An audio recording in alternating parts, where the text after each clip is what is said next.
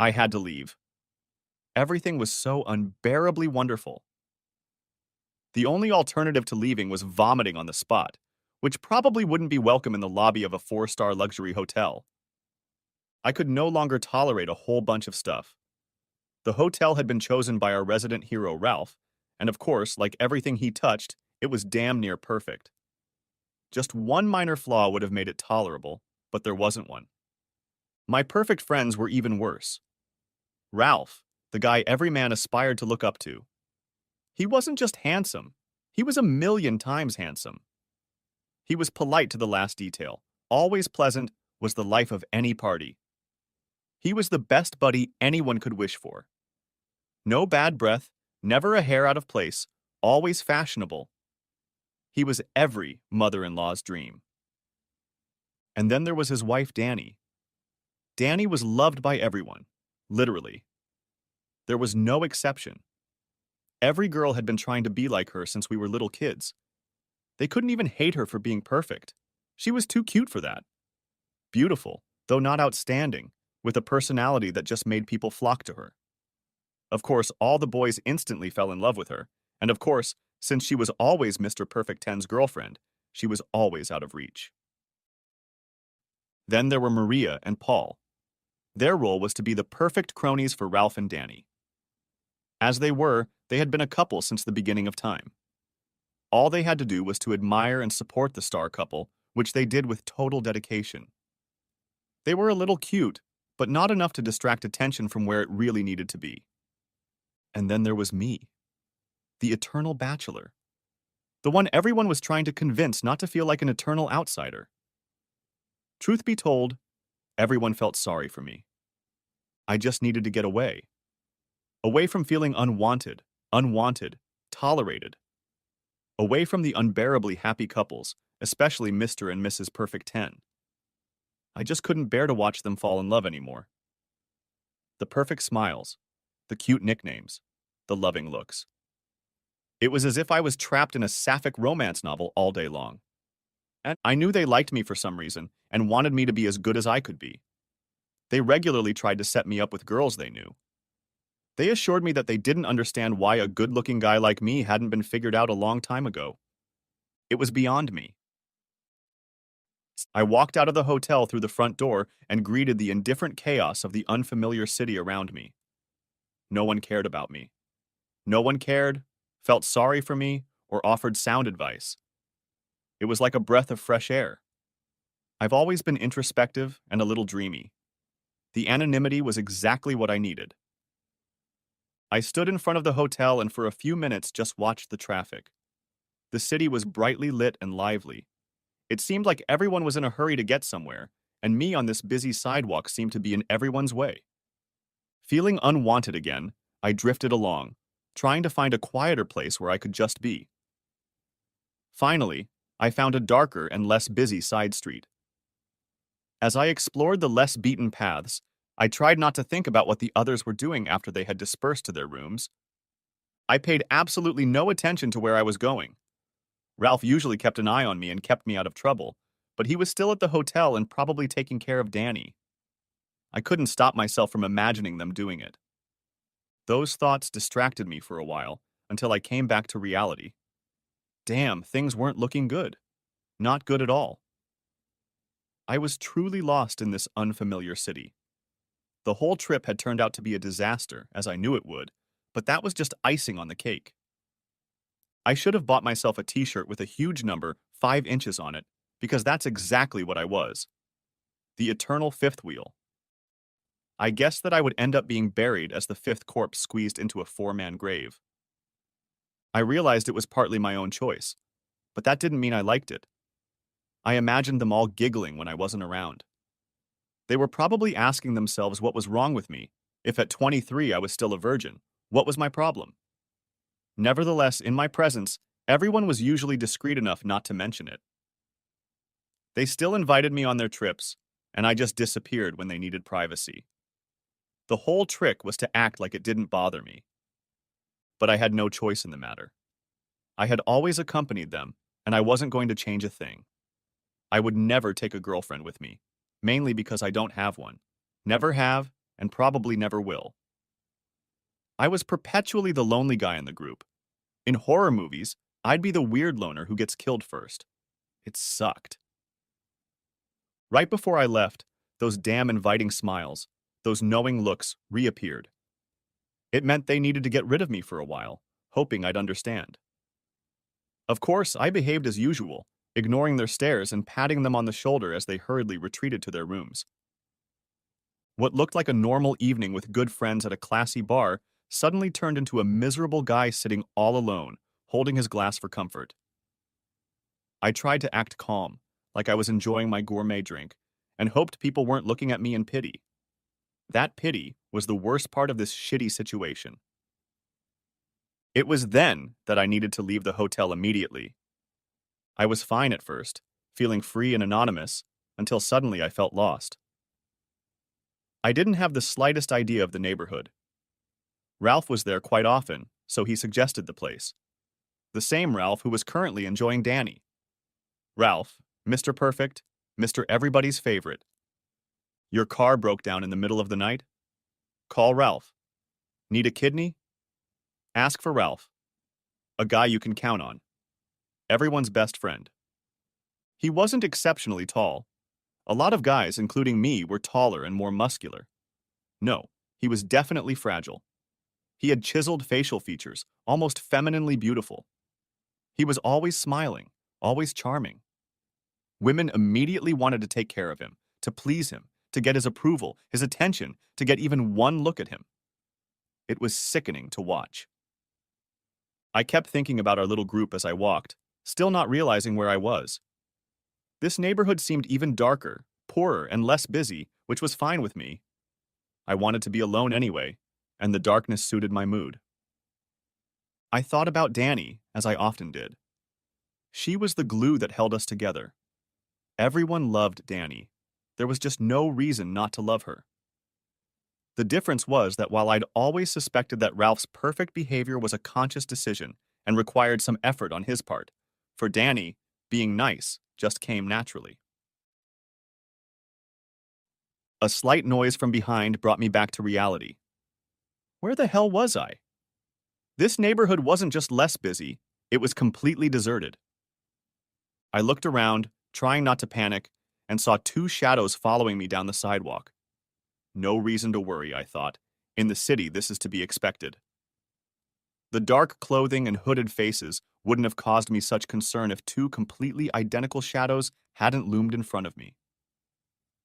Sighing, I realized there was no way out, and all I had to do was wait and see if my paranoia would be justified.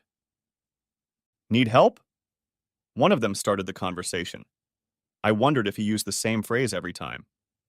No, thanks. How about you? I replied, trying to sound cooler than I felt. Yeah, now that you mention it. We seem to be a little short on money. Ha, what a coincidence. Me too. I wondered why they were even talking to me in the first place. That's funny, man. Tell you what, give us your money and save your life. How's that sound? I had to admit the deal sounded tempting. It's a generous offer. I hate to disappoint you, but I really don't have much, was all I had time to say before I was interrupted by a voice behind me, too light to be taken as a threat. It was a voice I was very familiar with. How the hell did he always manage to do that? Just leave him alone and I probably won't hurt you, he said calmly. It was Ralph, of course. Ralph, the pretty boy. Ralph, who was constantly underestimated by strangers. Ralph, who I was sure was looking forward to this. The boys looked at each other in disbelief, but then laughed. Who would you be? Shouldn't you be home with your mommy? Guy chuckled. How are you going to tell your mommy that the bad guys took your money, boy? Ralph stood with a lost and fragile look, shoving his hands in his pockets. It was too dark to tell whether his eye was ticking or his neck was reddening. Leave my mom out of this. Even without her, I'm your worst nightmare. Two of them started to move toward him, but hesitated for a second. Despite his non-threatening appearance, the statement was too bold to ignore. Look, I've enjoyed our conversation so much that I want to do you a favor. It's not going to end well for you, I added. I didn't really want to warn them. I just wanted to avoid a fight. Ralph was a vicious bastard when he was in a fighting state, but 4 thugs was a lot even for him. Is he some kind of black belt? The smirk in his voice was obvious. No. I wanted to add, he's a sadist, but I didn't. Worse, was all I said. I mentally shrugged. There was no avoiding it now. Take him, boys. I'll take care of it, the interlocutor said, pointing at me. They complied with his order, flanking Ralph, and I wished he'd at least take his hands out of his pockets. It was just plain insolent. I was interrupted, pushed against the wall, and tried to steady myself. I knew if I fell, I'd be dead meat. I may have been the biggest guy at this little event, but I wasn't a trained fighter. Ralph was, though, and while my dance partner and I were figuring out how best to start a fight, we were distracted by a nasty sound, like a bone breaking, followed by a painful howl. What the hell? My self-appointed minder said, briefly turning his attention back to them.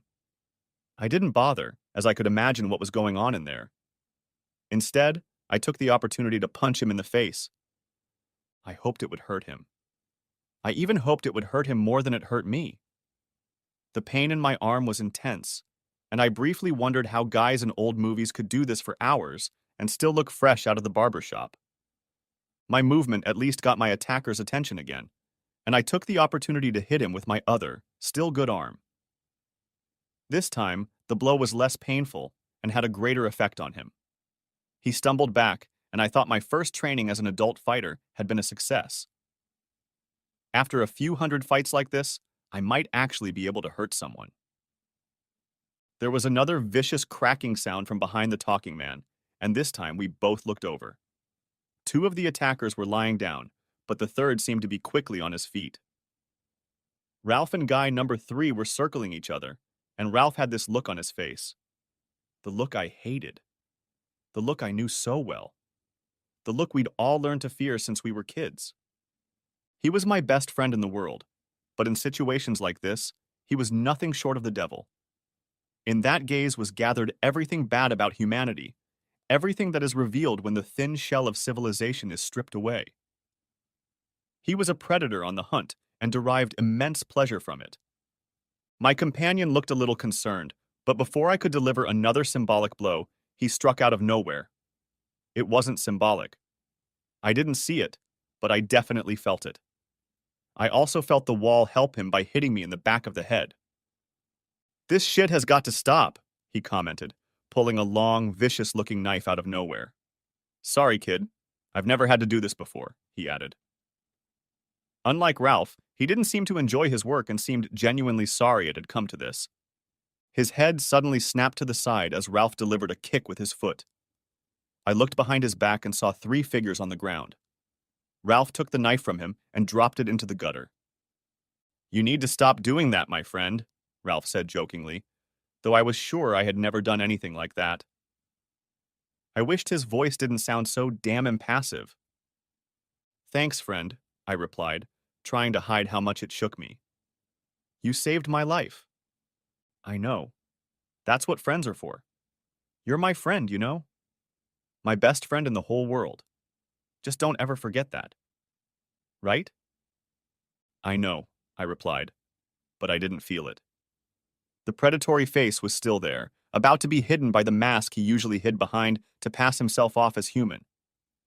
His features had softened, but his eyes were still cold and hard. You know, Andy, I love you. Honestly, I love you completely. You're my only real friend in the world. I'm just afraid that one day I'm going to have to kill you if you keep doing stuff like this. I had no idea if it was a joke or not. I didn't even know what he meant by doing shit. Wandering the dark alleys? He laughed like it was the best joke in the world, but I was puzzled. What the hell was wrong with him? It was a question I had asked myself many times. Unfortunately, I was one of the few who had seen the true Ralph. The sight was not a pleasant one, and it was getting worse. Dazed, I followed him past the still groaning group of attackers. The way back to the hotel was more difficult than I remembered, and I wondered how Ralph had found me. Had he followed me somehow? Why? It was scarier than being mugged. Without him, I'd only lose a few bucks. As it was, he helped create a life-threatening situation in which he had to rescue me. And yet, without a doubt, he saved my life. How did he know where I was? How did he know I was in trouble? He was supposed to be in bed with Danny. I was just about to ask him that when he silenced me with a tight hug. Next chapter. When Ralph showed up on my doorstep, there was no planning or preparation. It was just the way it was. No meaningful discussion, just two dudes hanging out. Two rotten pizzas, a few unhealthy drinks, and a PlayStation. I briefly wondered if Danny was busy and wanted to get rid of Ralph, but really the day was going great. As always, I kicked his ass at all the sports games, and he didn't seem to mind. More than that, he seemed genuinely happy for me. We played, fought, and argued to the point of exhaustion. I need to do something about Danny, he said suddenly. While there was technically no prohibition against dealing with serious issues, it rarely happened. What's wrong with you? You always seem so happy. I was still half focused on the game. I don't know. She seems so, I don't know, aloof, somehow, lately. Okay, what did you mess up? I asked, not really thinking about whether I really wanted to know. What? He snorted. Why me? Oh, come on. Danny is Danny. We all know she never messes anything up. And you're the relationship expert, aren't you? Ouch, that hurt. I'd rather not mention my most obvious weakness. Okay, so what's the plan? I replied, ignoring his teasing. Do you need to come up with something for her? Take care of her? Cook a nice dinner for her? Give her a foot massage? Buy her a nice gift? Take her on an unexpected trip? A gift? That's a great idea, man. Come on, let's buy it. I'm going to need your advice. Yep, advice from a relationship expert, I thought bitterly, but kept silent. Ralph's introspective mood was suddenly gone, replaced by an almost manic activity. I shook my head, realizing that the stores were about to close and that whatever he'd done wrong to annoy Danny, it probably couldn't be fixed. She just wasn't like that. She wasn't interested in material things. After a few minutes, he picked out a store where he could spend a moderate amount of money.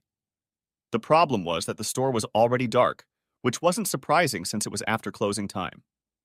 Unfortunately for her, the young saleswoman was just about to close. Excuse me, could you wait a moment, please? She looked around, her face clearly saying, "No chance, buddy," until she looked at Ralph more closely. Ralph smiled his fancy catalog smile, and I knew she was done for. I had seen this before and knew exactly what was going on. She was a young girl of average looks, with average insecurity. Ralph wasn't average at all, and he certainly wasn't insecure. He knew the power he had over some women, and he enjoyed using it. If a woman had a weakness, he saw it and used it to his advantage. She looked at him like a deer in the headlights. His wide smile seemed so genuine. His teeth were whiter than the law allowed. His eyes were so mesmerizingly blue. Carefully styled hair, tanned skin, facial features like a model. She'd never been intimate with such an attractive man, and he would get his way. We all knew it. Please, you have to help me. I'm begging you. The problem was, he didn't look like he was begging. It sounded suspiciously like he was just telling her what to do. Not wanting to take her eyes off him, she just nodded, trying to unlock the door without looking at him.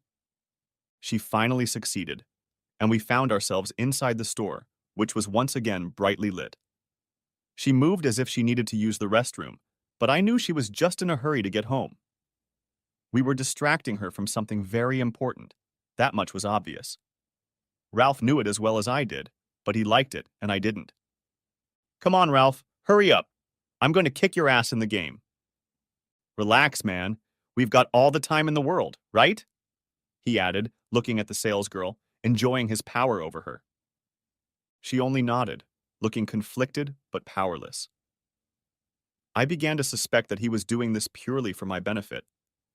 It was a demonstration of his power over women, and for some reason he was doing it to impress me while the poor girl had to pay for it. He may have been genuinely concerned about Danny, but she had nothing to do with it.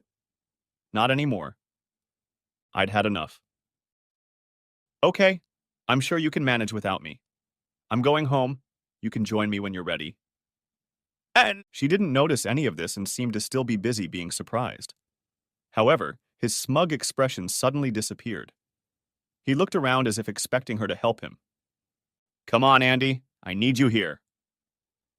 His arrogant confidence crumbled like a thin facade, and even his spell cast on the poor girl seemed to weaken as she dared to glance at her wristwatch. See ya, I said as I walked out of the damn store, angry at myself, at Ralph, and at the whole shitty situation. I thought it was just a casual night out with a friend. It was a nice surprise, since we hadn't had many of those lately. But instead it turned out that he was just using me like he used that poor girl, just so I could see this demonstration of, what? His power over women? His power over other people, including me? That he was more attractive than me? I was painfully aware of that fact, and I always had been. That certainty was the bane of my youth. Shit. Thankfully, he didn't come back to my house. Next chapter. Theoretically, it was possible to take turns hosting our gatherings, following an unfathomable schedule that Danny, Maria, and Lisa controlled. For some reason, we always ended up in my garden in the summer, which suited me just fine. I was the only one with a house, which meant I was the only one with a private outdoor pool. I suppose not being in a relationship gave me a couple of advantages. I could focus my time and energy on my career. I had just invested in a new grill, which, as it was absurdly large even for such occasions. Once the other men showed up, control of the thing somehow faded away on its own. Everyone agreed that I wasn't as qualified as all these barbecue PhDs and should concentrate on serving drinks. With a laugh, I removed myself and joined the ladies. As has become the norm lately, any group of women, including Danny, were talking in low tones with concerned faces. As usual, things changed as soon as a man came within hearing range. So, when are we going to meet Miss Andy?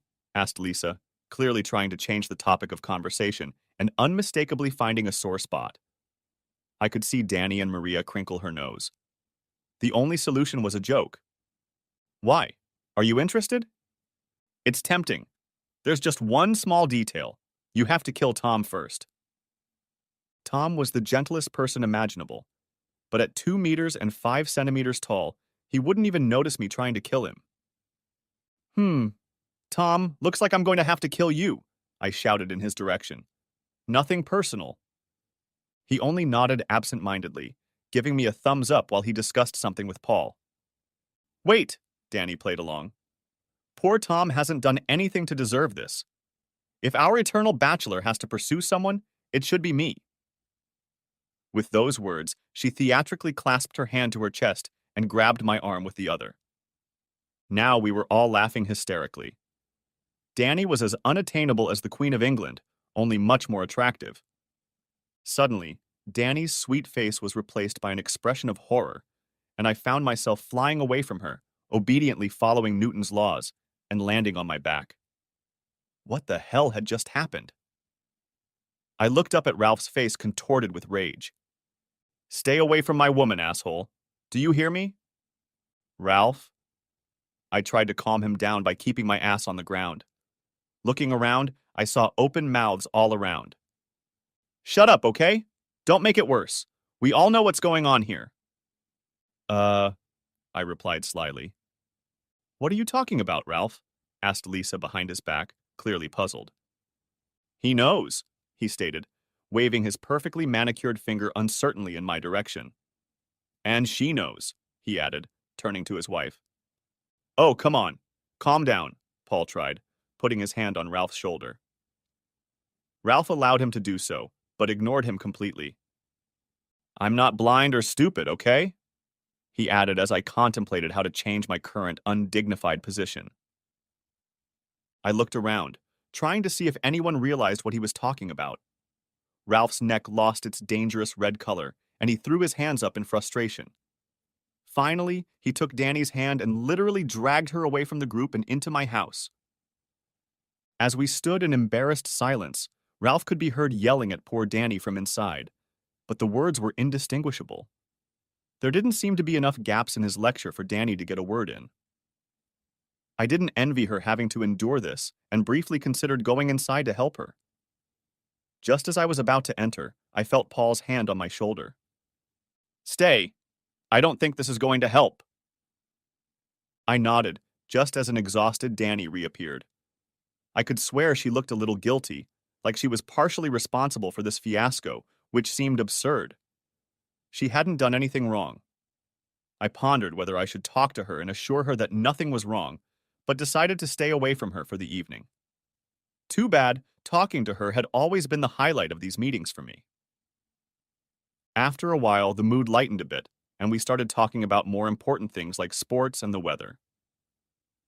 After a few minutes, I felt a hand on my shoulder and turned around. Ralph was standing there, holding a plate with a burger and a few other tasty dishes. The plate was too neatly arranged for him to do so. Danny had sent it to me as a peace offering. "Sorry, dude, are we okay?" I appreciated an honest male apology. Besides, I didn't like conflict and wasn't one to hold a grudge forever. We all knew Ralph had a temper and a tendency to overreact.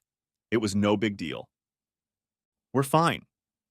We shook hands, surrounded by relieved faces. Still, something was going on in the background, and it wasn't going to go away that easily. Ralph could go crazy, and there was nothing we could do about it. A few days later, I was headed to the store to replenish my supplies, which were still pretty depleted from the barbecue meeting when I ran into Maria. One look at her told me that she was in female anxiety mode. She had obviously cried at some point and seemed to be barely holding herself together. She was obviously on some kind of mission and was going to hang on to the breakdown until everything was done.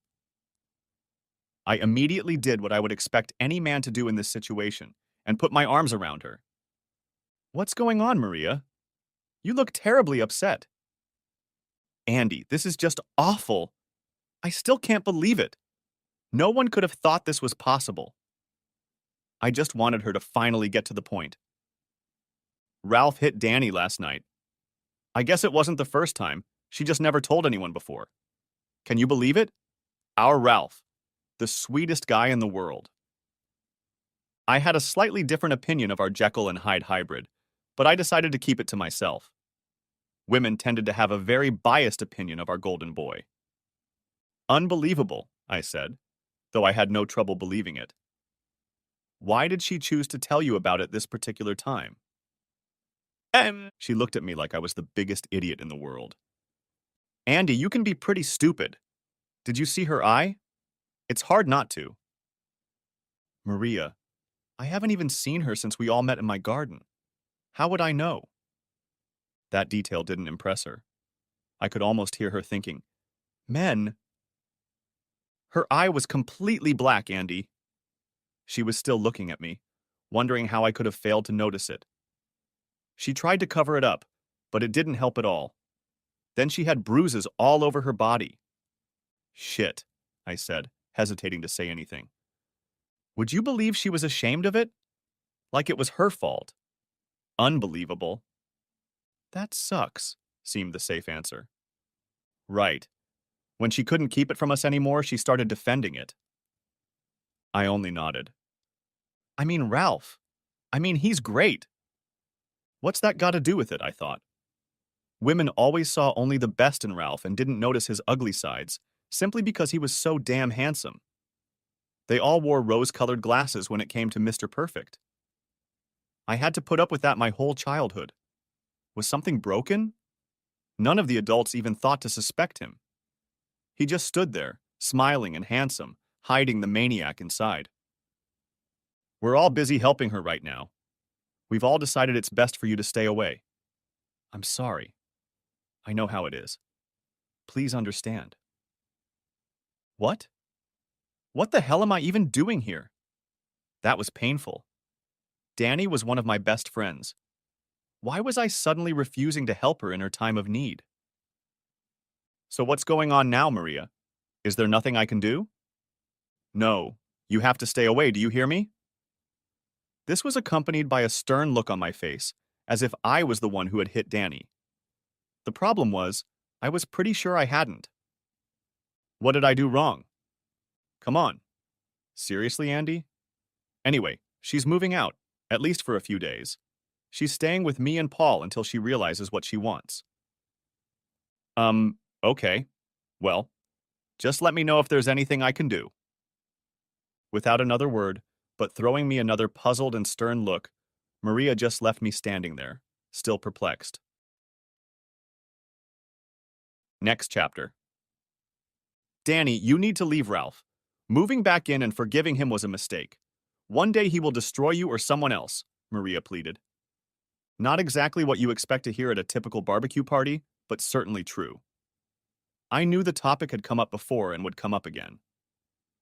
This time, they didn't mind that I and the other guys were eavesdropping on them since it was already common knowledge.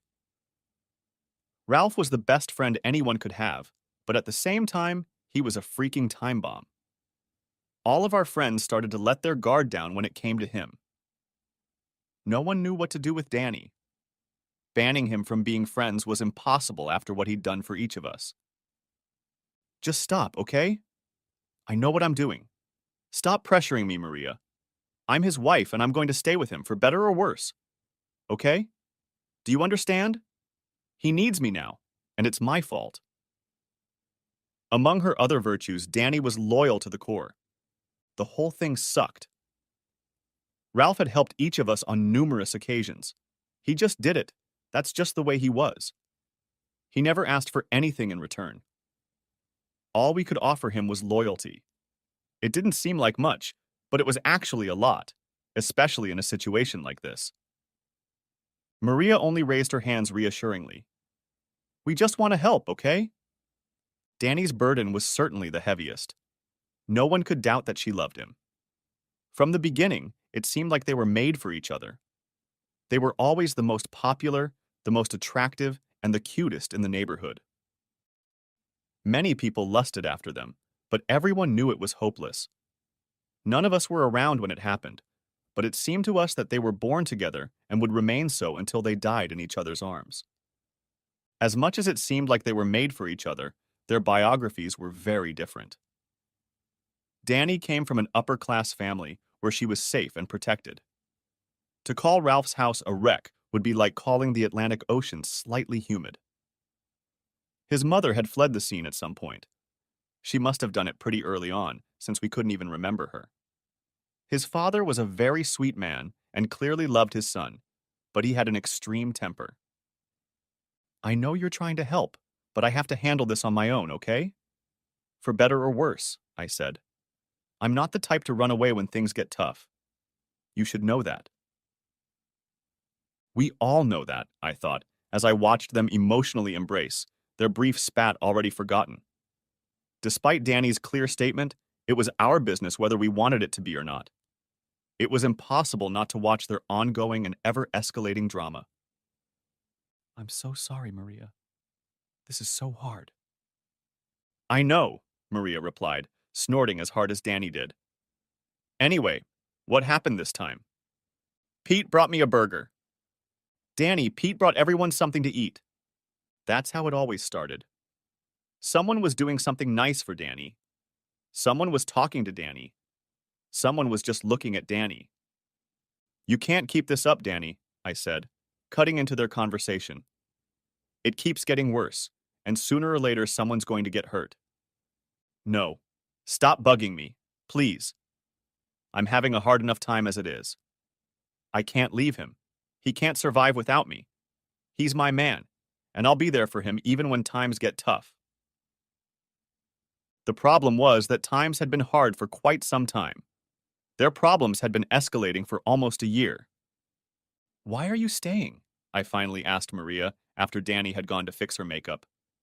For the same reason you are, to keep an eye on Danny. It's not just Danny. You know, I really like Ralph. I mean the real Ralph. I can't even remember a time when we weren't friends. Really? Andy, is Honey the real Ralph? Has he ever been your friend? Do you really like him? Come on. Remember how he helped me when I ditched Dad's car in the middle of the night? When he took the blame when Mrs. Parker wanted to kick me out of school? When— I know, she interrupted me. But are you sure that's who he is? A nice guy who helps everyone, just loses his mind sometimes and relies on everyone's understanding? What do you mean? Have you ever considered that it could be the other way around? How unlikely is it that his sweet personality just leaves the stage to come back later? That he might be enjoying these fits of rage, that they are his true nature? That he can use us to cover his ass by forcing himself on us by being nice most of the time? Do you think? I don't know, I honestly don't. But I know why I'm staying, and it's definitely not for Ralph. Danny. Danny and you. What? I'm not the one you need to worry about. For some reason, she looked like she didn't believe me. While you and Danny can't get away from Ralph, Paul and I have to stay. You and her are our true friends, and we won't leave you alone while you roll into the abyss following Ralph. She suddenly took my hands in hers and looked at me with compassion. Andy, Danny may be doomed. We have to get used to that thought. But you, my friend, you may have to let go. Before she could continue and I could think of anything useful to say, Danny returned, and Maria left me alone to ponder everything and surreptitiously study Danny's fresh, unsuccessfully smeared bruises. I remembered the day Ralph had helped me fight the evil Ostrowski twins. They had once again ambushed me after school and started beating the crap out of me. I had always been a big guy, though I used my muscles for sports, not fighting. The twins were 2 years older than me and were evil bastards. They loved to fight and wore their battle scars proudly, always looking to add more. At some point during the fight, we all turned and looked in the same direction, feeling something evil watching us in a way only kids do. Ralph just stood there with his arms relaxed at his sides. Compared to us, he was a small, frail boy, thin to the point where people felt the need to spontaneously feed him. More importantly, his face was too handsome to engage in a fistfight. Nevertheless, we all knew the Ostrovskys were in trouble. Ralph had an eerily calm look on his face, as if he was in some private area. I noticed a slightly red throat and a ticking eyelid. This was going to end badly, and I didn't think it was worth it, but that was never a problem for Ralph. Come on, Ralphie, we were just playing, one of them tried. Bad move, I thought. He hated being called Ralphie. Ralph just calmly started walking toward us. The twins raised their hands placatingly. They had gotten their asses kicked by him before and didn't want to repeat, but that's what happened. I tried to help him in any way I could, but it was more of a symbolic action, and some part of me felt the urge to protect the twins. As usual, Ralph knew no mercy. Not for his enemies, not for himself. He fought without any sense of safety or justice. He tried to inflict maximum damage, whether it was appropriate or not. He didn't care in the slightest that he himself might be injured. I always wondered how long he could keep up that appearance, but he always remained virtually unharmed. A few minutes later, the twins were on the ground, and my task shifted to trying to help them rather than stop the process. Ralph was still in the zone and could destroy them if no one stopped him. I took him in my arms, talking to him, trying to look into his eyes until he finally returned to our world. Next chapter. What the hell was that? I was standing in a busy airport trying to find my damn luggage when I noticed I was naked, and everyone started noticing and looking at me. Terrified, I looked around trying to find some clothes to cover my nakedness. And then there was the doorbell. It kept ringing until the airport disappeared, and I woke up fully, but still a little confused. 3 o'clock in the morning. What the hell? This had to be important. Somehow I already knew I was going to regret later that it wasn't important. Stumbling up the familiar stairs, I made my way to the front door. Danny. She was just standing there, wet from the pouring rain, and there was blood on her once white shirt. Damn, this looked really bad.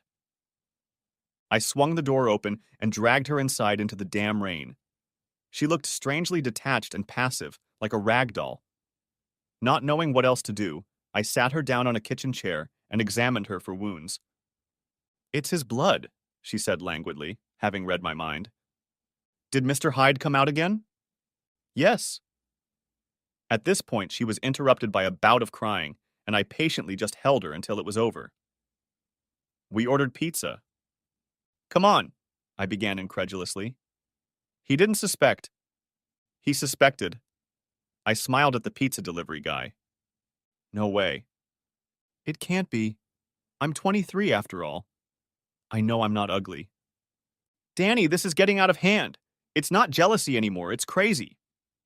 "I don't know. Not directly. I have no idea. It was probably about me being too friendly with men, encouraging them, looking for a replacement for him. Something like that." "That's ridiculous." "I know, but there's nothing he can do about it. He's just afraid of losing me. And for nothing. I'm his." I sighed. I hated hearing that last sentence. "What happened?" "Andy, we had a fight. An unpleasant one. I was sick of his shit. Then it started. You know the one. The red throat. The ticking eyelid." "Oh yeah, I knew all those Ralph sayings. We all knew them by heart. Things got bad when he felt betrayed or someone was getting too close to Danny or his friends. As soon as his neck turned red and his eye ticked, we all ran away from the scene as fast as we could as kids. Except for Danny. Danny always stayed." "Yeah, I know," I replied, coming back to the present. "What now, Danny? As much as it pains me to say this, you have to leave him for good." "No, I can't. You don't understand. And you never have." "Huh?" There were those pesky hints again that no one wanted to clear up. It was lame. "What are you talking about?" "I'm sorry, Andy. You're a good guy. You didn't do anything wrong. I'm tired, though. Can I use your guest room?" "Sure, go ahead. You know the way." She often slept in the guest bedroom downstairs, though she never slept without Ralph. I shrugged, hugged her, and went upstairs to my own room, hoping the damned airport dream wouldn't come back. Seconds after my ear touched the pillow, I was rudely awakened by some kind of pounding. The clock showed that 2 hours had passed, which explained my confused state. I staggered toward the stairs again, trying to figure out what was going on. This was becoming a bad habit. I was greeted by a rather unexpected sight. The front door had been kicked in. Slightly less unexpected was the appearance of Ralph behind it. "Why didn't you just knock?" I managed to ask before I noticed the contortion on his face. Ralph looked like a caricature of his beautiful, model-like face. He looked completely insane, dirty, and most importantly, angry. He looked like some supermodel from hell. Another nice touch was the tire iron he was holding. I didn't know why, since I didn't have a single tire in my house. "Ralph," I blithely remarked, in case he couldn't remember his name. "You," he replied just as deftly, in case I'd forgotten I was me. "Where is she?" "Danny?" Who else, I thought. We're not going to win the prize for the smartest conversation ever. I came down the stairs just as Danny came out of the guest bedroom. I had time to notice the look of horror and shame on her beautiful face. With each passing second, Ralph seemed to deflate. Danny and I obviously spent our nights in different rooms and even on different floors. How could this even be a problem for him? There had never been even a hint of anything inappropriate between us. "Danny!" He suddenly spoke in a very boyish way, like a little boy in need of help. Danny immediately softened. Hell, he could still manipulate her at will. After hugging him for a while, she came over to me and hugged me too. "I need to go with him. He's too fragile. He won't make it without my help. Think about what happened before and what you want in the end," I told her quietly as she followed him. I thought she nodded, but it was probably just wishful thinking for reality. For the first time since we were kids, I hadn't seen any of my friends for weeks. I wasn't sure if they had seen each other. I knew I didn't want to see any of them. But the most unpleasant was Maria's message. "Asked you to stay away. Damn, I'm so mad at you." That really upset me. I hadn't done anything wrong. I was just supporting everyone as best I could. Maria was going to ruin our friendship with her thinly veiled insinuations, her refusal to tell me what was going on, her accusations. They clearly thought I was part of the problem, though I couldn't understand why, so I did what grown men do best. I sulked. The separation did me good.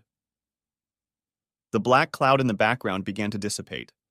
I was tired of being accused of causing problems for other people. I started thinking about Danny much less often, only 10 or 20 times a day. At one point, I even became so detached from everything that I started noticing other women. I still wasn't ready to date anyone, but it was already progress. It was like I was going through a divorce, with all my friends, but mostly Danny. And then everything turned to shit again. I was quietly spending the evening watching pointless crap on Netflix when my phone rang. Absent-mindedly, I took the call without even glancing at the caller ID. "Andy!"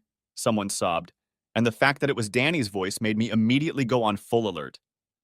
"Danny, what's wrong? Can you come over? Please." I decided that staying away from them was the best thing for me at that moment, and here it was. "I'm on my way." Damn, this had to be serious. Danny rarely asked for help, and the fact that she was crying wasn't a good sign. I jumped in the car and tried to deal with the panic.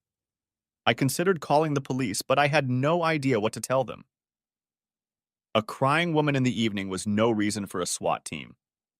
I hurried to their apartment to catch the concerned neighbors gathered at the open front door. "It's okay," I said, trying to keep my cool, even though I still had no idea what was going on. "I'll take care of it."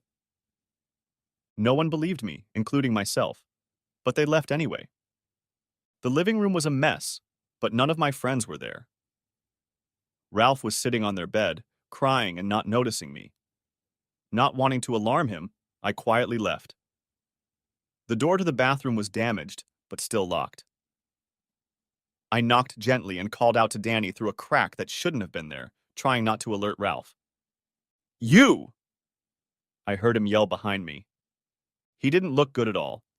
His face was as dirty as his living room. Red, swollen, desperate, but with no visible wounds. "Ralph," I began as soothingly as possible. "Danny called me, said she needed help. I came over immediately. Is there anything?"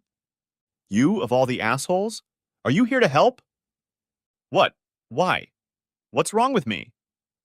"What's wrong with you? There's nothing wrong with you. You stabbed me in the back after all I've done for you. I saved your life. Have you forgotten that? I was the best friend anyone could ask for. Is this how you repay me?" "What? What did I do?" "What?" he simply shouted without further explanation. "Calm down, Ralph," I heard from behind me. "I called him." "Danny, I'm not kidding. You know what's going to happen." "I've gotten to the point where I don't care," she replied, surprisingly calmly. I quickly glanced at her. To my immense relief, she looked dirty, tired, probably bruised, but not seriously injured. "I swear I'll kill someone if you leave me." It shook me to the core. This was too serious. "Can someone explain to me what's going on?" I looked around, finding no answers on either face. What the hell was going on? Everyone assumed I knew what was going on, but no one wanted to tell me. "Okay, what now?" "Danny, you can't stay here. It's not safe," I tried to reason, ignoring Ralph, the elephant in the room. "I'm surprised no one called the police, and no one was seriously hurt." Danny pointed to the huge bruises on her forearm that I hadn't noticed. "See? That's what happens," Ralph stated, before suddenly disappearing into the depths of their apartment. "Okay, Danny, this is it. It's time for you to go." "Andy, you know I can't do that. Ralph will hurt someone. You hurt him. I can't let that happen." I wondered who she thought might be killed and assumed Ralph was talking about suicide. "That's blackmail. Does he really need to stoop so low?" "Well, Andy, we can hardly judge him, can we?" What the hell did she mean by that? Before I could ask, Ralph was back, and he had clearly gained momentum again. His neck was slightly red, but at least his eye wasn't ticking. What the hell are you still doing here, asshole? He didn't exactly shout, but the neighbors could undoubtedly hear every word. Hey, I'm your friend, I started before he interrupted me. Friend? My friend? Really? I didn't just hear him. I felt like I was standing in a wind tunnel. I hate you. I always have. Let's be honest, okay? It's all been a sham for years. I'm fed up with it. Do you hear me? What? Was my brilliant reply. I had no idea what he was talking about and assumed he didn't mean anything serious. You always wanted her, asshole. You know, I don't care. Most guys want her. It drives me crazy, but I don't care anymore. He looked confused at this point, and a confused and angry Ralph was very intimidating. But you, he shouted, turning and pointing at Danny, you're the one who's killing me. Ralph, calm down, please. You're making this up. I tried. Andy, Danny interrupted me, sounding calm and sad. He's right. Let's be honest for once, okay? He's right. This dishonesty is killing us all. Right, he added, in my opinion, completely unnecessarily, as I still wasn't sure what they meant to say. Okay, I finally said, mostly buying time. So, I've always liked Danny. I'll admit it. I mean, who doesn't? Liked? Are you kidding me, asshole? You've had a huge I love Danny sign on your forehead since you were a kid. Do you really think no one saw that? To be honest, yeah. I thought, shit, the cat was out of the bag. Andy, Danny said very softly, everyone knew. You think I was like that for no reason, you idiot? An angry, jealous asshole that even I despise? I always knew you wanted her. I always knew I'd eventually lose her to you, and I always knew someone would die if that happened. What, are you crazy, man? I replied, already knowing the answer. Yeah, he grinned bitterly. Yeah, I am. And you know what? It's because of you. It's not just you, asshole. I can survive another loser trying to get my woman. But Danny... She looked at me like she was embarrassed and shrugged. Danny? I asked. Some of what he says is true. I've always been Ralph's girl. There's never been any doubt about that. But I've always liked you. Very much. She blushed slightly, which was as cute as it was inappropriate given the situation. See? He shrieked. You've never been able to hide it. I always knew what was going on. Why do you think I pretended to be your friend? Hell, I never even liked you. They say keep your enemies close. What? I still couldn't accept that he was being serious. Andy, think about it, Danny interjected. Have you ever really liked Ralph? Well, damn it. I wanted things to finally be out in the open, but maybe not this much. Truth time, she added as they both waited for my reaction. Well, I'll admit that I mostly stayed by his side because of you.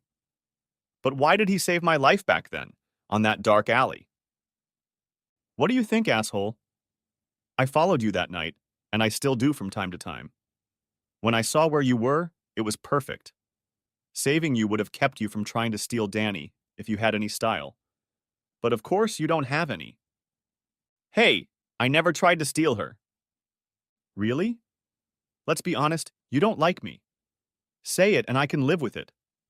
Why do you stick around? Why haven't you ever had a girlfriend? Because you want her, and only her. You love her, and only her. You love her enough to stay and suffer in silence, enough to live like a monk, enough to watch me get what you want. Confused, I could only nod. Danny added fuel to the fire, flaring brightly at that moment. Ralph shrieked. As his gaze ticked away, he grabbed a huge kitchen knife and looked at it like he was confused. I figured he didn't know who to kill with that knife, Danny, me, or himself. Danny, meanwhile, moved toward me, obviously trying to protect me and not seeing herself on his list of potential victims. Before I could warn her, he indefinitely threw the knife in our direction.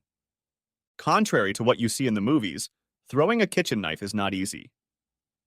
Ralph had no skill. All he had was anger. The knife hit the wall harmlessly, handle first. All three of us were stunned. Ralph stared at his hands, disbelieving.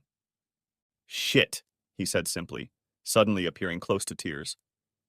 Danny boldly walked over to him and gently stroked his cheek. Ralph, I'm so sorry about the way things turned out. It's not fair. It was never fair for either of us. Ralph, I have to leave anyway. This has gone too far.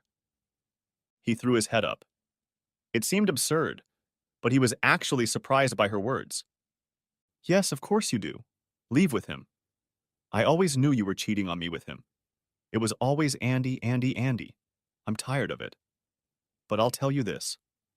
If you go out with him now, one of us has to die. I'm not kidding. Me, you, or Andy. It's going to be entirely your fault. Ralph, please get help. This can't go on any longer, she said lovingly. Don't you dare leave with him, he shouted, unable to hold back. No, Ralph, I can't stay. I'm terribly sorry. I'll be back soon. Danny, please don't leave me. It was amazing how quickly he went from rage to tears to pleading. Was it all real, or was he just a brilliant actor? He tried every tactic he could think of and knew no shame. I was an unwilling observer of this undignified scene. I'll be back tomorrow, my love. With those words, she simply beckoned me to leave their apartment with her without touching me, which seemed like a good idea. Of course, we went to my apartment. Without a word, she disappeared into the guest bedroom, which I now considered my room, refusing my unspoken offer to listen to her if she wanted to talk. Of course, I couldn't sleep for a second. To my great surprise, a few hours later, I heard my bedroom door open. Do you mind? She asked softly. Just hold me. It wasn't just a tempting offer. It was the first step towards something I dreamed of my whole life. Even if it was just a night, it was worth it all. Yes, we had confirmed Ralph's fears, but it looked like we were still on some kind of roller coaster. We had no choice but to wait for it to be over, hopefully not in tears. When I woke up the next morning, she was still sound asleep. I guessed that the previous weeks hadn't gone to waste for her. I couldn't imagine what it was like to live with Ralph. She had her reasons for staying with him, and whether they were justified or not, she was a hero for putting up with it. The smell of the breakfast I'd made might have helped lure her from my bedroom into the kitchen. I tried my best, trying to impress her. The fight for her was wide open, and I would do whatever it took to win. Ooh, that looks really appetizing. I'm starving. Unfortunately, after a good start, the rest of breakfast passed in awkward silence. One of us should have gotten up the courage to openly discuss what we wanted, but it didn't happen. I certainly didn't want to beg her to stay, and I didn't want to coerce her like Ralph did. Of course I hoped she would leave Ralph, but it had to be her own decision. I decided not to mention it. Danny, you really need to leave Ralph. So much for that decision. She didn't say anything back, just looked at me sadly. It's not that easy, Andy. I have to take care of the man I love. I have to make sure he doesn't get hurt. Even if he does hurt himself? I replied, assuming she was talking about Ralph. She looked at me surprised and a little worried. Danny, do you really believe he loves you? What? Well, of course he does. He's freaking out about this whole situation. Okay, time to lay it all out in the open, I decided. Really? You know what? I think he's always been the center of attention and craves it. He needs the power that comes with it. He needs validation. He needs to feel important. What does that have to do with it? Have you ever considered that he's just using you? That he's just using all of us? That we're the stage and audience for his little dramas? She shook her head, but I could see that her faith in Ralph was beginning to waver. I'm not so sure, Andy. It seems like a cop-out. Yes, he likes the attention, but it seems like a cheap way to justify my leaving him. I can't deny the love he has for me. Okay, I replied, shrugging my shoulders and not wanting to get further into this minefield. If what I said was true, and I didn't know that for sure, it would be a blow to her self-esteem. Ralph would never love her, only use her. I understood how flattering it must be for her to be his chosen one, to be the center of attention with him, to see other girls wanting the same things she did. We sipped our coffee in silence. I tried to watch the expression on her face so as not to give myself away, and she was deep in thought. It was a big step for her to even think that all her struggle and suffering for marriage might have been in vain. All she would do would be to serve a purpose in Ralph's scheme. Suddenly, she seemed to come to a decision. I must go home. Of course, I did my best to hide my disappointment. I'd practiced for years. Hiding my true feelings when it came to Danny was something I really excelled at. I see. I wanted to cry, to beg, to scream, to convince her, but I knew it wouldn't help. It would have to be her own decision. If she accepts it, I will fight for her. If not, I would still support her, as I had done for a long time. For two people who'd spent the night in an embrace, the odd, awkward hug and stuttering stereotypes that was our goodbye were a little out of place, but it felt like a wall had come up between us. I felt like I'd played my cards too soon and lost. Don't worry about me, she said goodbye, but that's exactly what I did. As always, I felt the need to protect her, and as always, I never did. The next few days I was very busy, mostly worrying and imagining horrible things. On gray afternoons I would return home, once again reflecting on my shitty life. There was nothing I could do about this shitty situation with Danny and Ralph. That meant I couldn't do anything about the shitty situation with Andy either. I once again considered leaving it all behind and starting over somewhere else. It was a good idea, as long as I managed to ignore the fact that nothing like that would ever happen. Everything would stay the same. We were all securely tied to our roles in this cheap play. Suddenly, I felt a nudge in my back that came out of nowhere. As I stumbled forward, I thought to myself, this wouldn't have mattered when I was a kid. I would have just sat on my ass and watched what happened. But I was an adult, and so I stumbled like an idiot, trying to stave off the inevitable. Eventually, I collided with a lamppost in a most undignified manner before my ass did touch the ground. I looked around, trying to figure out what had happened, and saw Ralph standing there. He was looking at me the same way he always looked at my enemies, which disappointed me a little. I'd been on his side for ages, and I didn't feel like I deserved it. Ralph, I said, mostly to say something. You bastard! You asshole! You ruined everything! What? You, me, Danny. That's what you messed up. It was always just you and Danny. I've always been the odd man out. This was absurd. It was just the opposite, so I responded in the most obvious way possible. What the hell are you talking about? Ralph. It was Danny, sounding unusually stern. Where had she even come from? Ralph seemed just as surprised. His head jerked in her direction. Danny, stay away from me. I'll deal with you later. I didn't like the way that sounded, not at all. We had a deal, Ralph, she called out, pointing her finger at him. What did she mean by that? What kind of deal did they have? Her perfectly manicured finger looked somehow out of place given the potentially violent situation. The nail was painted bright red. I don't care, my dear wife. You've been cheating all along. You broke our deal. Surprising us both, Ralph punched her right in the face. Not very hard, but with a closed fist. This was getting to be too much. I was a peaceful guy, but this was too much. Hitting anyone was wrong, but hitting my Danny was unthinkable. I have no idea if my neck turned red and my eye started ticking, but either way I felt like Mr. Hyde for the first time in my life. I just walked up to him, flaming on the inside, and he just watched me. We both knew what was about to happen. At some point my fist would collide with his face. I did what was necessary, and he did nothing to prevent it. I didn't have much of a clue about the fight, but he did. Yet he just stood there waiting for it to happen. As if in slow motion, I jerked my hand away. His mouth turned into a sudden slight smile. His arms hung limply at his sides. It was unreal. I threw my punch, surprisingly clumsy and ineffective. My fist somehow made contact with his face, but it was nothing to him. A joke. A fly touched his face. He sat down on the ground with a smug expression on his face. See? he said, pointing at me, then at Danny. I knew it from the beginning. I did everything for you, for both of you. I was the best friend and the best husband you could ever have. That's how you repay me. But he didn't look disappointed. The whole scene resembled an amateur drama club rehearsal. I almost expected someone to yell in the background, again, but this time with more emotion.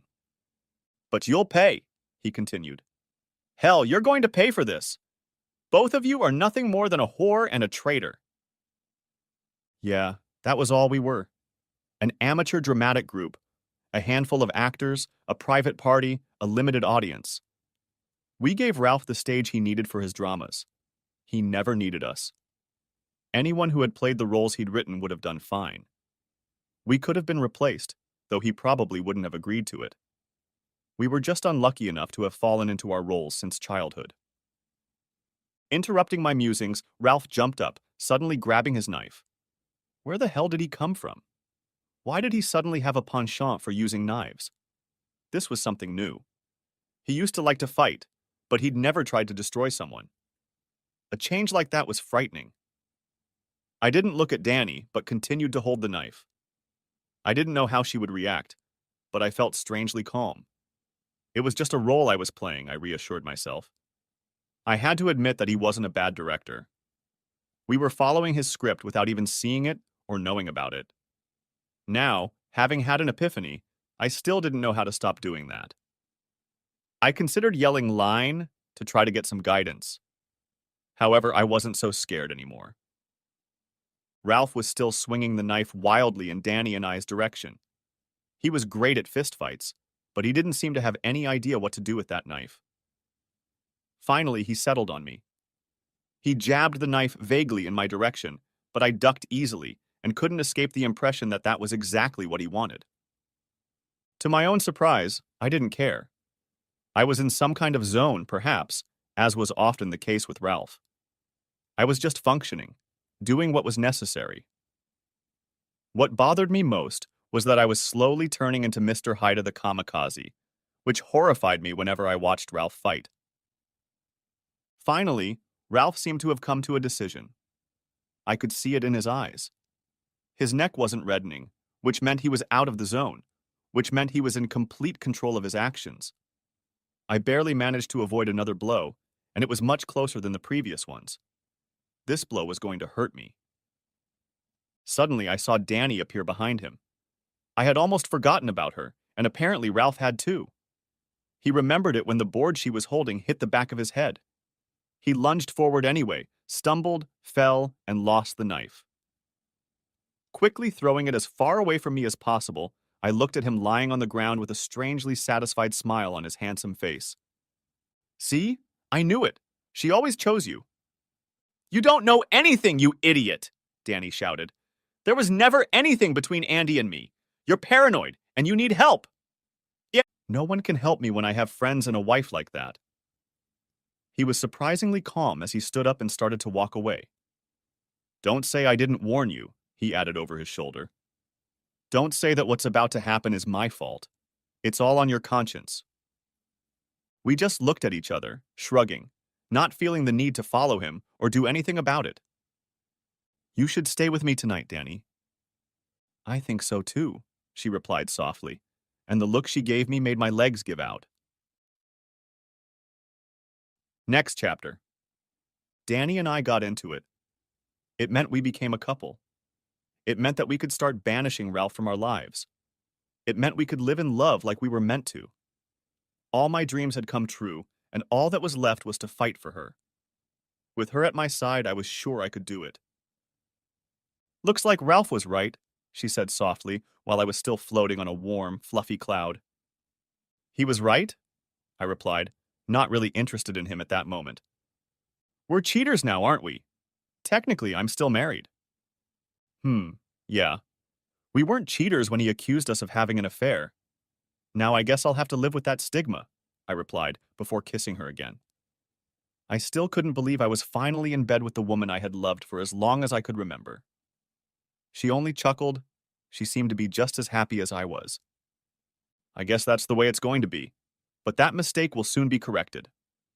Mistake? Choosing the wrong man. What? You know, when we were kids, it was clear I was Ralph's girl. My parents, all my friends, even you, didn't just accept it, but reinforced it. It always seemed that way. It wasn't that simple, you know. There were two guys I liked. Looking back, I guess I never really had a choice. Suddenly, Ralph asserted himself and clung to me like a burdock.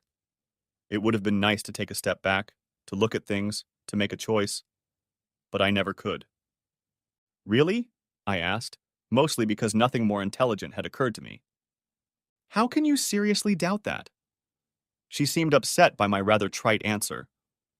Look, I didn't mean to say, and then I ran out of words. I was 15 years old, for God's sake. Yeah, he's really good looking, but so are you. If I have to choose an odd combination, I'll take rugged looks but a soft heart. That's you. His combination of model beauty and hidden ruthlessness has always bugged me. Either way, I ended up with the wrong guy without making an informed choice. Instead of answering, I just kissed her. He always knew, of course, she continued. He's a cruel man under a thin layer of sweetness, but he's paranoid, which makes him pretty damn perceptive.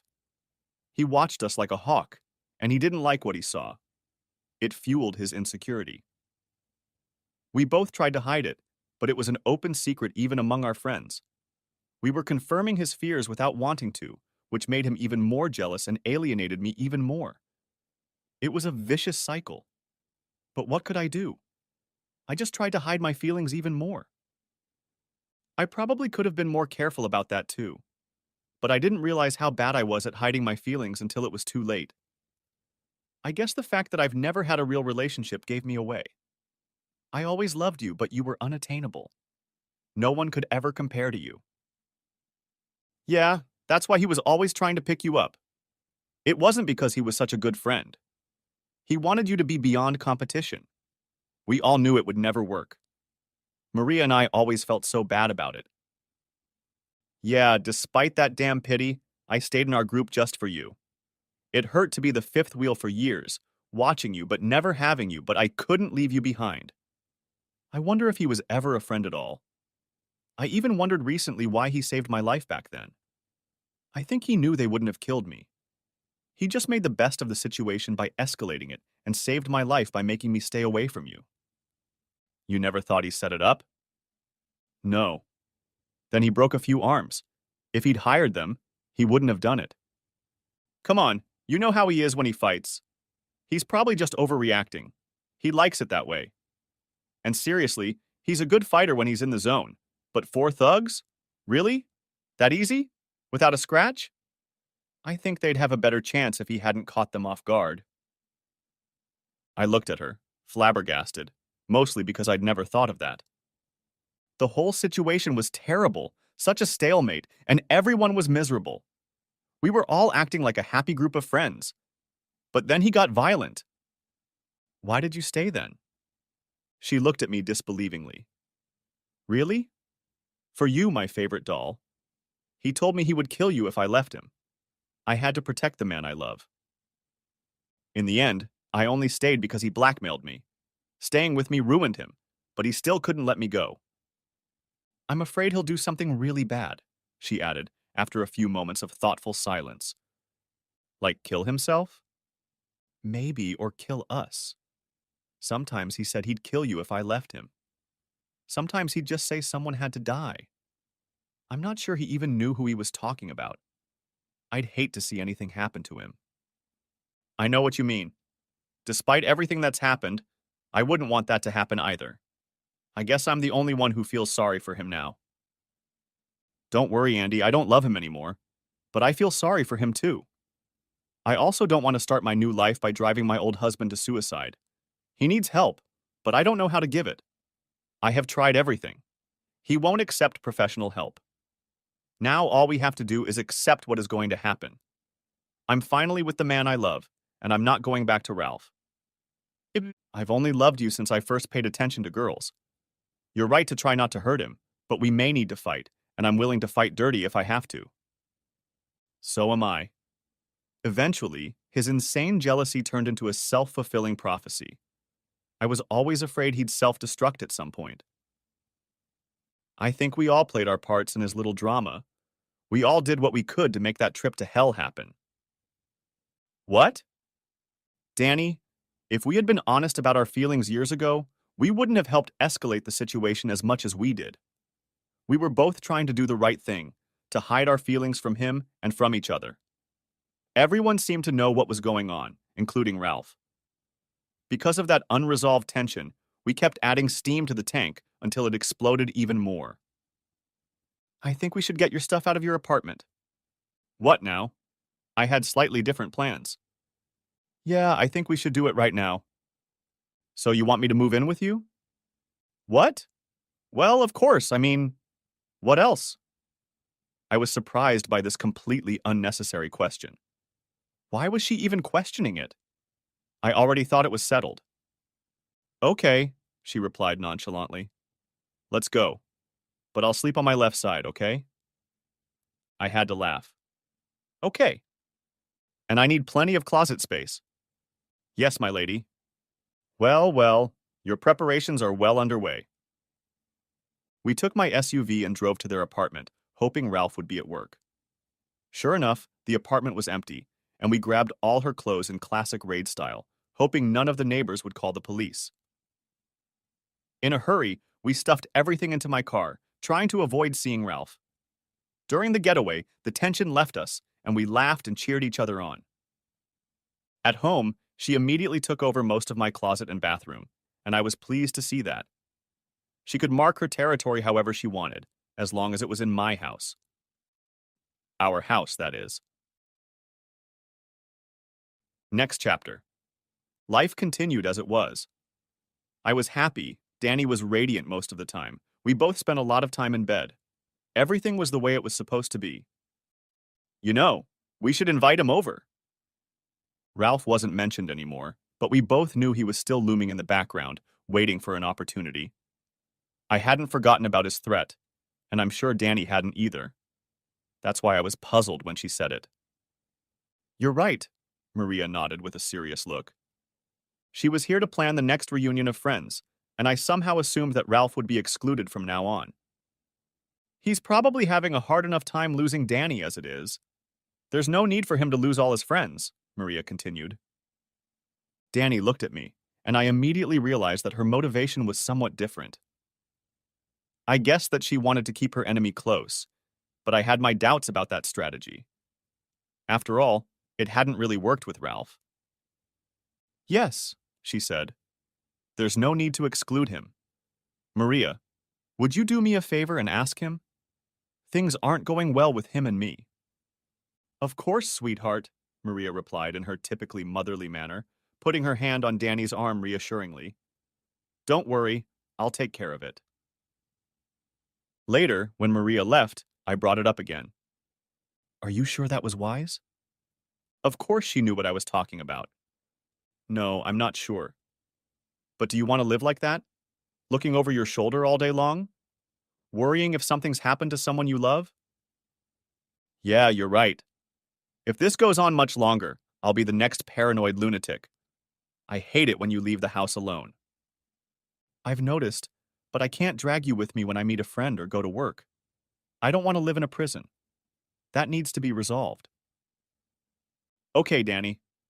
I don't think he'll completely lose his temper with everyone around. She nodded, but looked as hesitant as I did. The meeting was pretty tense. Danny and I made no secret of the fact that we were a couple, but we were careful not to go overboard in showing our affections. Most of our friends seemed to approve and even pleased, but some seemed to frown. In general, everyone tried to ignore the elephant in the room and pretended to have a good time. I could have sworn everyone flinched when the doorbell rang. Despite all the planning and agreeing that it was for the best, I wished he hadn't come. I even expected him not to come, but he was the only one absent and no one had ordered a pizza. For several agonizing seconds, no one moved until Maria, as our hostess, finally worked up the courage to open her apartment door. Ralph?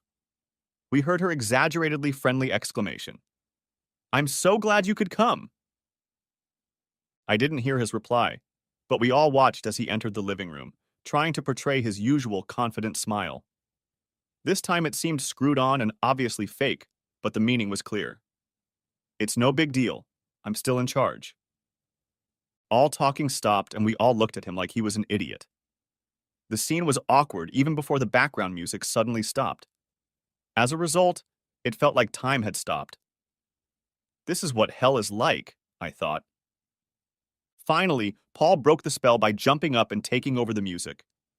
Everyone immediately started doing something, and most of it didn't make much sense. Finally, Ralph deigned to look at Danny and me. His eyes were cold as he gave us an exaggeratedly loud thumbs up and an incredulous wink. The message was clear. He didn't care. I could have Danny. She could easily be replaced. His reputation was intact. Except it wasn't. He was tense as a bowstring. He moved like a robot. He was constantly looking around for confirmation. This was not the confident Ralph we knew. Worst of all was the pity, which I had encountered often enough. Now he was the odd man out, with the comfort and good advice of the girls heaped upon him. He tried to bear everything stoically, making sure to stay away from Danny or me.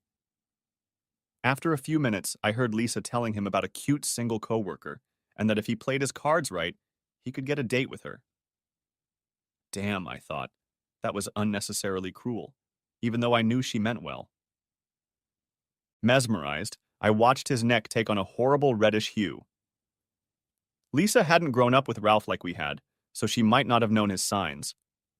Completely oblivious, and with only good intentions, she continued her search. Ralph, don't worry. Some nice girl will hook you up in no time. Mesmerized, I watched Ralph slowly continue to cook inside me. I could almost hear his thoughts. He was a doomsayer, the guy all women lusted after.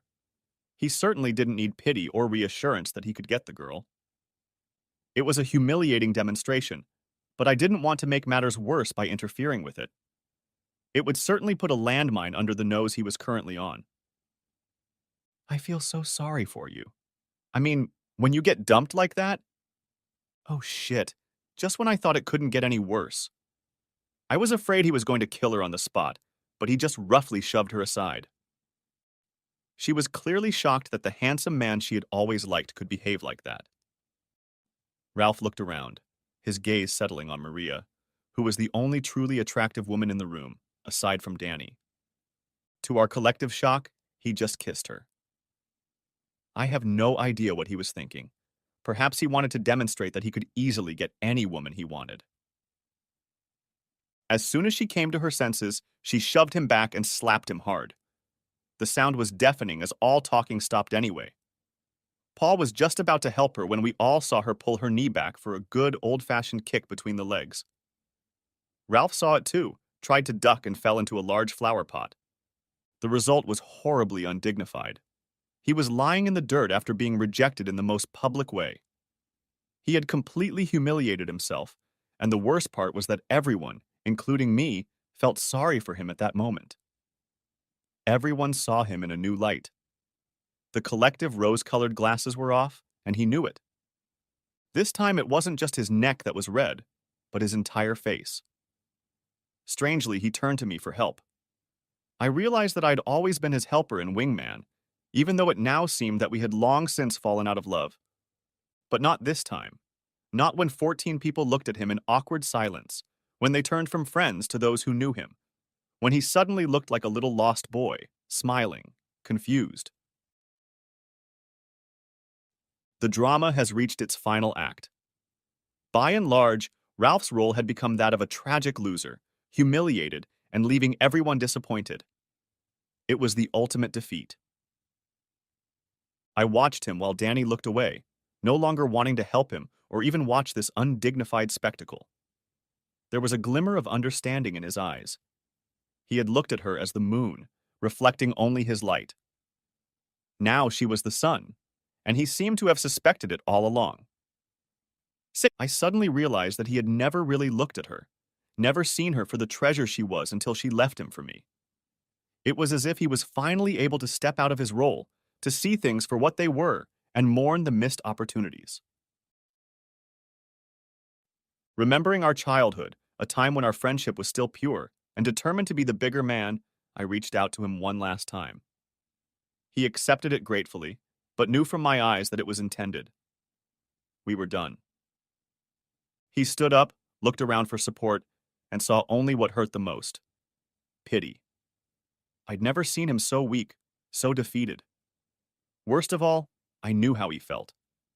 He was on the verge of a breakdown. Without another word, he turned and walked away before we could see this final humiliation. Isn't it amazing how hot it is already? After all, it's only May, Paul said suddenly. Amazing, isn't it? Hey, is there any potato salad left? Tom contributed as if nothing had happened. Soon we heard the girls giggling over some nonsensical nonsense someone had found on the internet. I looked at Danny, and we shrugged at the same time. It was like Ralph didn't even exist.